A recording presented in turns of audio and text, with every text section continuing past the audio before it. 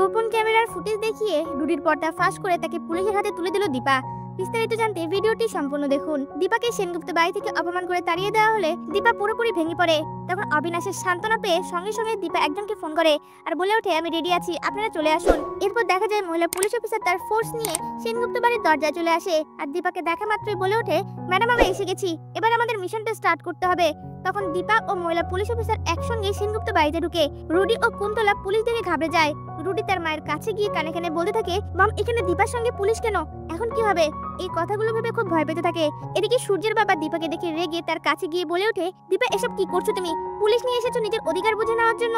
তখন দীপা বলে ওঠে, না বাবা, আমি কিছুক্ষণের মধ্যে এখান থেকে চলে যাব, কিন্তু আমি যাওয়ার আগে রুডির পর্দা ফাঁস করে দিতে চাই। এই কথা শুনে রুডি চমকে ওঠে।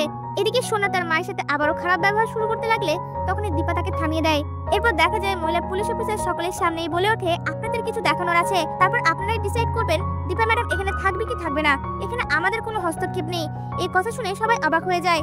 এরপর মহিলা পুলিশ অফিসার তার ল্যাপটপের মধ্যে পেন ড্রাইভ লাগিয়ে সেখানকার ভিডিও ফুটেজগুলো সেনগুপ্ত বাড়ির সকলকে দেখায়। সেই ভিডিও ফুটেজে দেখা যায় এই ছদ্মবেশী রুডি তার মাথার নকল চুলটা খুলে কারোর সাথে ফোনে কথা বলছে আর বলতে থাকে, এই সেনগুপ্ত বাড়িকে আমি শেষ করে ফেলবো, প্রথমে এই ছদ্মবেশী দীপাকে বের করতে হবে, দীপার জন্য আমি আমার কোনো কার্য হাসিল করতে পারছি না। এই ভিডিও ফুটেজটা দেখা মাত্রই সেনগুপ্ত বাড়ির সবাই চমকে ওঠে আর বুঝতে পেরে যায় রুডি বেঁচে আছে। রুডি আদুরির ছদ্মবেশ নিয়ে সেনগুপ্ত বাড়িতে ঢুকেছে। সঙ্গে সঙ্গে সোনা গিয়ে রুডির গালে চড় বসিয়ে দেয় আর চিৎকার করে বলতে থাকে, তোর জন্য আমার আছে এই সর্বনাশ, আমি আমার মাকে এতদিন ধরে ভুল বুঝছি, তোকে আজ আমি ছাড়বো না। কুন্তলা তখন তার ছেলেকে বাঁচানোর চেষ্টা করে।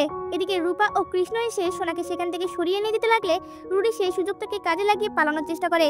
তখনই পুলিশ ফোর্সটা রুডিকে ধরে ফেলে আর রুডিকে থানায় নিয়ে যায়। তা ভিউয়ার্স, এমনটাই যদি নতুন পর্বগুলিতে হয় আপনাদের দেখতে কেমন লাগবে? আপনাদের মতামত আমাদের কমেন্টে জানান। ধন্যবাদ।